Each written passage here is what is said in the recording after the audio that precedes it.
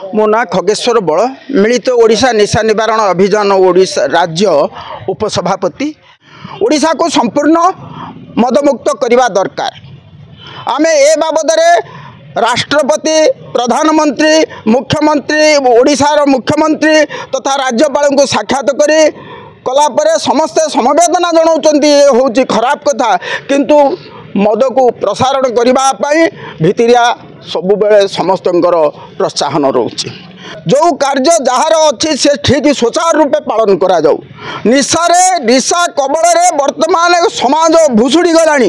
विशेष करके भद्रक जिलार घरे घरे गली कंडीर प्रत्येक आपड़ जी बाईपास रु चांदबाली आपड़ जी आखंडलमणि रोड बाईपास रु आखंडलमणि से पाखर जी जे बंत से पाखर भंडारी पोखरी धामनगर बासदेवपुर कौ ब्लॉक रे गली छक जगार मद बिक्री न होची से कथा ये नुह। ये मद बिक्री करने आम सरकार कौन आम सरकार को कहूँ ठीक अच्छे तुम्हें जदि कौच मद बंद करवा मद खराब कथा ताले MGQ को बंद करूँ। MGQ मारने होची मिनिमम गारंटी कुटा से पाखर कौच कौन तुम सेल न कले तुम लाइसेंस रद्द कर विगत सरकार करथिले बाबद ये कथा कहला। ये सरकार आसिला परे ये सरकार प्रतिश्रुति देले ये सरकार केबे आसवा कथा नुहे, किंतु ये सरकार प्रतिश्रुति देले आमे आसिले मद को बंद करिबु एवं